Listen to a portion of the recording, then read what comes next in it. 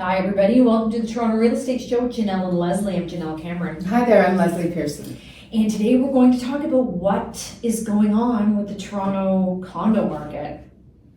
Hey everyone, welcome back. Hope you had a great week. Thanks for tuning in again. And we thought we'd talk a little bit about the condo market this week because people are kind of confused about what's happening with the condo market, what's happening with pre-construction. Is now a good time to buy, a good time to sell? Yeah, well, we're partially motivated to talk about it because we have some condo listings and we're ourselves wondering what the heck is going on with the condo market. Because I will say in one word, nothing. The answer is nothing's happening. It is. So I read that we have a record number of listings. The most condo listings in the history of Toronto. Yeah. Of which there were, do you remember how many there were? It was over 9,000, I think. Yeah, I think so. And I know that south of Bloor, last I looked, there were about 3,500. Yeah. So there's a lot of condo listings. Yeah, and we've experienced that. In the last 6 months. We've had a couple down south of Bloor. Yeah. And they both sat for quite a long time. But the good news is they both sold. They both sold. So I think that everything eventually will sell.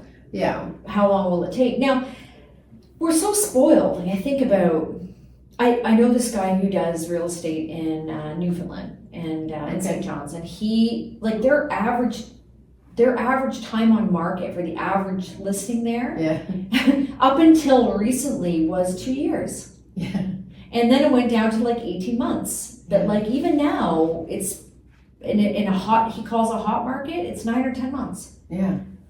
So, it's just not something we're used to having to deal with. So when you put it all in perspective, it's not that bad. But, for us, it's... Yeah, that would be hard to wrap your head around, wouldn't it? Like, as a seller, how do you make plans? Like, you have to think 2 years out, I want to move in 2 years. Yeah, as a real estate agent, that's a job I don't think I could, Yeah, so that's not finding buyers, that's just someone happening upon them, I guess. I don't know, how do you market to that?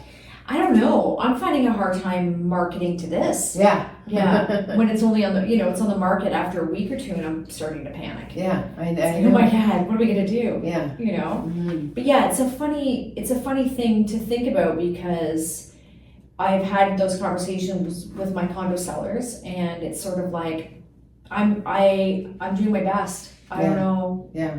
I don't know what else I can do right now. Like I really am doing my best. Yeah, and it's just something we're advertising. We're not doing anything. Maybe this is the problem. We're not doing anything different than we ever did. It's just they used to go. Yeah. And now they're not. Yeah. So we do need to do something different. I think, but I don't know what. Yeah, and it hurts my heart a little bit because I see. So I talked to two. So I have this one listing. Yeah. That is like in a good neighborhood, but there's a couple of houses in Cliff Crest neighborhood that have not sold. And one agent I spoke to, she was so upset. An agent of one of those other houses? Houses. Because she said that her client was, of course, blaming her for it not selling. And she was saying to me, like, I just don't know what to do. I'm advertising and he won't let me do open houses.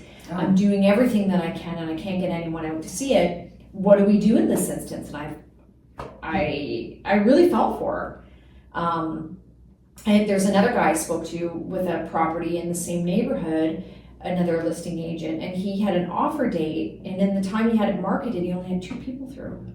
And then obviously he didn't get any offers on offer day, and then of course the whole neighborhood is talking about this guy and that he's basically saying he's not very good at his job.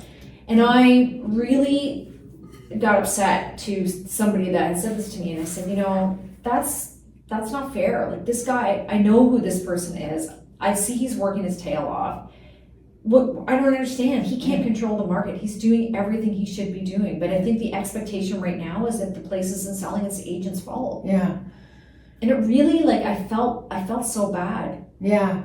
I mean, when the market was crazy and you were having lineups on the sidewalk outside open houses and you were getting many offers on offer date, people complained that anybody could do real estate and all you had to do was put a sign in the lawn. Yeah. And now it just doesn't make sense. Yeah. So you've marketed yours, extensively, and you have pursued the strategy. Not you, but your sellers have pursued the strategy of having an offer date. Mm-hmm. So, hope that's on Monday. Mm-hmm. Hopefully that happens. Mm-hmm. That should happen. Yours should be the one that sells. It should. Mm-hmm. Yeah. I also thought about some other ones I've seen that, that one will go. Mm-hmm. Yeah, often the hard part to deal with is that there doesn't seem to be any rhyme or reason Yeah. to ones that sell versus ones that That don't. is a weird thing I'm Yeah. seeing, and it's hard for us as listing agents to kind of explain to our clients, well, oh yeah, number 5 sold, but number 7 didn't, and I have no idea why. Yeah. They're the same house. Yeah. Yeah. But I am finding also that sellers are being really unrealistic about pricing right now, and they are living in a 2021 world. And I think I mentioned this last time, but I've got clients that have been put 2 offers in they put 3 offers in now. Mm-hmm. But this one place, I'll give you an example. Yeah. One place listed for $899 with an offer date. There were 2 houses they were interested in. One got 5 offers and sold for 1.3. This one got no offers and none at all. So on offer night at $899, we offered 1.1 and change, and they said no. And we want 1.3. And I said, well, you're not getting 1.3. And they took it off the market, put it back on at 1.3, didn't sell, took it back off the market a couple weeks later, put it back on at 1.279.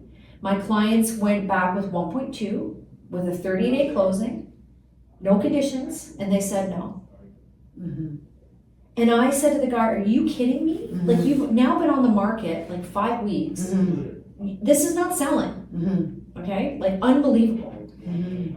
I've got another one. So they're not motivated to sell. Apparently they're motivated, but they think it's for, and he's trying to give me the gears about like how much money these people put into the property or whatever. I'm like, yeah, honest to God. Yeah. I said, buddy, like, you need to wrangle, you have to get control here. Yeah. Then my other poor clients, I cannot believe their luck. Another place goes on the market, $899. Mm-hmm. Offer night comes, no offers. 3-4 days go by, the guy hasn't raised the price. Mm-hmm. So Yeah, you sometimes see that. Yeah. I would do it right away. Me too, but he hasn't raised the price. So I'm thinking, so I've called and I text and he says, yep, it's still available. It doesn't say anything about they want more money. It's still at $899. So we go in at $890 and he says, no, they want something that starts with $1 million. I said, then you need to have it at the price you're looking for now. Yeah. It is 2 weeks later, it's still at $899. Yeah. I wonder if I think I called the same guy. Maybe. Mm-hmm. This is good though. East York? Yeah. Mm-hmm. This gets really good because then he goes, well, so then I said, well, what do your clients want? He said $985. First they wanted $1 million and something. He said they would take $985, but they won't take your home inspection condition, 3-day home inspection condition. Yeah. Guess what? It's still sitting. Mm-hmm. Yeah. Mm-hmm. And if a seller's refusing a home inspection, that's just weird anyway. Yeah. Yeah. Yeah, I speak to people because normally if on listing on offer night you don't get anything that you like or you don't get anything, you pretty much the normal pattern is that the very next day you raise it to what you would accept. Right. But I'm seeing more and more where they're taking days and days and days to make that decision or make a change. But I don't think that's legal to do. I don't know that it is, and the answer I get when I call a couple times about it is that there were so many people buzzing around at that asking price that they're going to wait and see if anything happens with any of that's those what this people. dude told me. Yeah. He told me, but if I raise the price, I won't get as many showings. But if you don't raise your price, Like that's now it's and false you're not going to advertising it's with an offer fraudulent. date. Yeah. Mm-hmm. And I need to check the rules on this, but I'm pretty sure if you have an offer date and it passes and you expect more money, you have to raise the price. Yeah. Yeah. I'm pretty sure I'm that's sure we're talking to the same guy. That's funny. Yeah. Mm-hmm. Let's start with the G. The guy? No, the street. Yeah. Yeah. Yeah. 2 words? I think so. Yeah. Anyway. Yeah, same guy. So. There are a lot of listings, but we're going to see the same ones. Yeah, that's right, because they're the ones that are 899. Yeah. So yeah, ridiculous. Mhm. Yeah. So I think that we're just going to see, Yeah. that weird discrepancy in the market where you've got people who are not realistic about the sales price, and Yeah, then the gap buyers who have no. Yeah, gap between buyer and seller mentality is Yeah. greater than it Yeah. ever has been. And it's caused Yeah. an absolute, lull. Yeah. So that's that. So yeah, so the condo market. So what do you do if you've got a condo that you need to sell? What do you do? Yeah, I mean, I don't know that I can come up with anything innovative. I mean, I think that ultimately when a place doesn't sell, it comes down to money. Yeah. So you have to go as low as you can. But do you think that right now that even makes a difference? Because I have my doubts. No, is that right? Yeah. I don't know. I think for a certain price, everything sells. Maybe. I don't know what else you can do. No.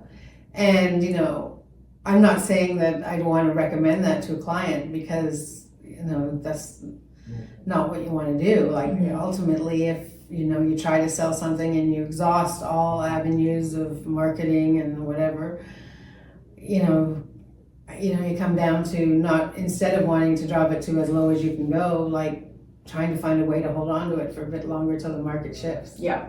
Like, we're real estate agents, but sometimes there are times to tell clients now's not the time for you. Yeah. And I think if a client had a downtown condo right now, south of Bloor, that's what I'd be saying. I know. Let's figure out how you can hold on to it and like pause for now.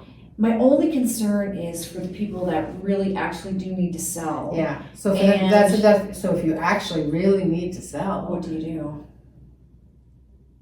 I don't know. Mm-hmm. There are 9,000 places for sale. Yeah. And we had this when we had 2 south of Bloor, and I heard that so many times. Agents called about, well, there's too much choice. We don't have to take yours. Yeah. And like, how do you beg them if you have that money to spend, make it ours? Yeah. Yeah, you know what the problem is I'm sitting here right now, I realize like you and I have been living in a world of buyer desperation for so long, and nobody's desperate anymore. Yeah. But we're not used to it Yeah. because they were desperate to buy. People would give their left arm and firstborn child Yeah. to be the winners of the bid. Yeah.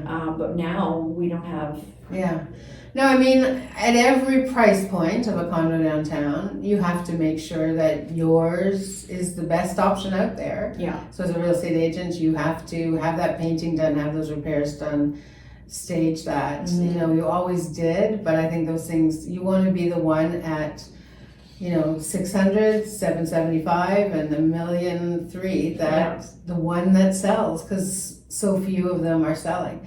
So those are the ways to make it sell. Now, what about offering incentives to people? How do you feel about that? So incentives to agents? Either agents or buyers. Yeah.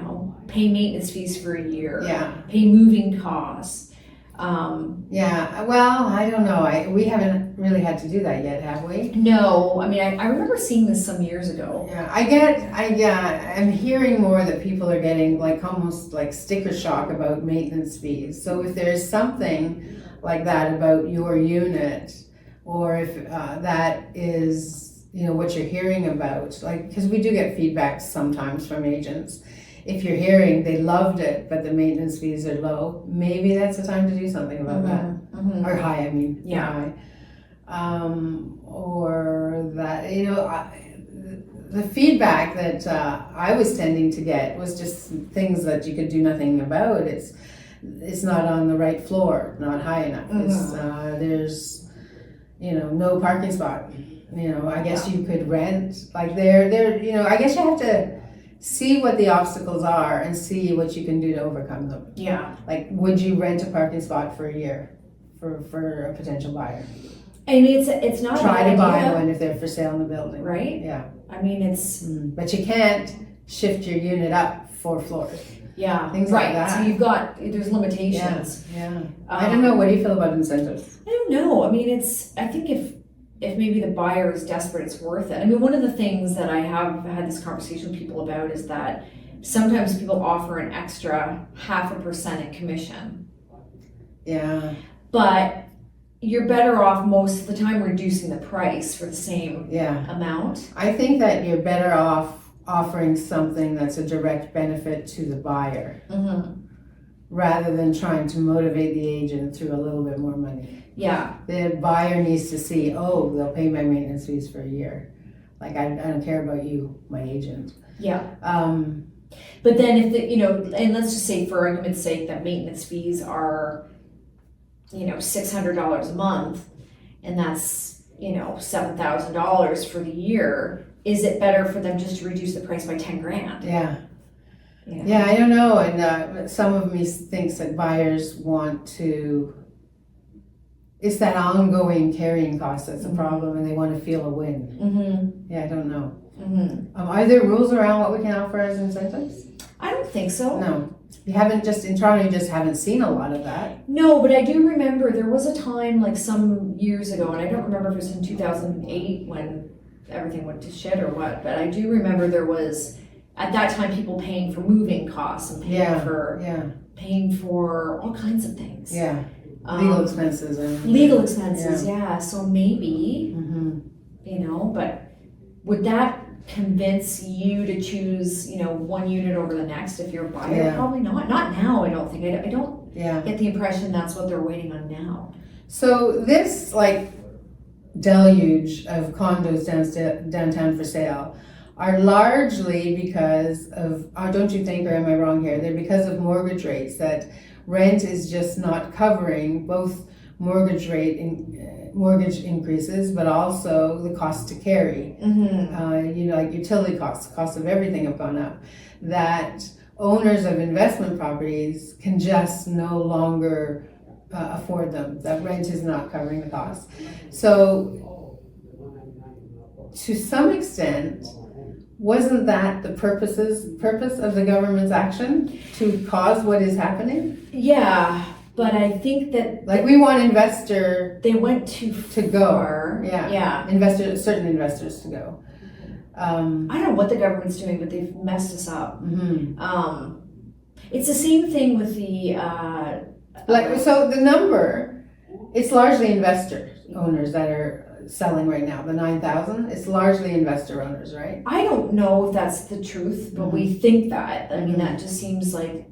And the only reason I say that is because one time I did a search recently of all the condo units for sale and how many of them were vacant, and it was like 50% of them vacant, which made me believe all those people had tenants in and now don't. Yeah. So yeah, but so all of those, potentially if all those were tenanted, where do those tenants go? Yeah. And then we're not going to have anybody buying investment properties now because so they're going to be turned off, right, for that reason, but also because of the stupid capital gains tax, right? So how are you going to get, I just don't understand. How are we going to, there's a housing crisis at the same time, we're penalizing landlords, right? Yeah, great idea. Yeah. Typical. So where are people to live, and how are landlords to make money in order to offer those places? That's to live? right. Yeah. It's complicated. I don't know what to say about it other than. So we've had a downtown condo listing for a long time. Oh, months. And you've done everything you can. Yeah. And there's nothing wrong with this unit. It's No. a fabulous unit. Yeah. There's just nobody coming around. No. And there's no marketing, I think, that you can do anymore to change that. I don't think so. I mean, I've done it all. I've spent more money on this place than I'll ever make, that's for sure. Yeah. 10 times over. Yeah. But I just keep trying and trying. I don't know. It's weird. You can't make people buy, I guess, at the end of the day, right? You can only kind of entice them as much as possible. But so if all these a lot of these 9,000 units for sale remain for sale, and the owners can't afford to keep them, what are we going to see? More foreclosures on investment condos downtown? Like, we're not seeing that yet. No, we're not seeing that yet, and is that just because people they can afford to keep it going, but they're just holding Are they tight? gonna decide not to sell and then just try and charge way more in rent to Maybe, make it more affordable? right, so none So of is it that's gonna- gonna help. Yeah, either. none of these things that are the possible outcomes of this situation are good. Yeah, it's a tricky business. Now, let's flip it around though and say, is it time to buy a condo downtown? Yeah, I would say so. Yeah, I would. I would. I Yeah. mean, but we're like the thousands of people who say I would but don't. Well, that's because we're not in the market, but if we were, I would. Yeah. But I mean, at the same time, there's all this pre-construction craziness going on too, right? Yeah. They can't get these units away. Yeah. And so that's a whole other thing. So would you say now is a good time to buy pre-construction? I'm generally not ever a fan of pre-construction. Yeah. So I think more than ever I probably wouldn't, but I don't know. Like financially, what do you think? I would say probably not, because Yeah. I think you're gonna pay more than it might be worth Yeah. for a while. I don't anticipate the condo market pricing going up significantly anytime I soon. see no signs of it. No. No, that's the problem. No, Mhm. and maybe it would go the other way at this rate. Mm-hmm. So maybe some people with condos are feeling that, and that's why they're trying to sell. Mm-hmm. You know, they're worried that if they don't get rid of it now, Yeah. you It's know, gonna be even and worse. and I think, you know, that's a legitimate concern. Yeah. You know. Wow, we're Debbie Downers here. Yeah, I know, but on the flip side though, Mm-hmm. buy now. Yeah. Like now is good. Yeah. A good time to buy a condo. I mean, it's a good time, and you know, you get yourself into a good variable rate mortgage that will, you know, go up and down with interest rates. Yeah.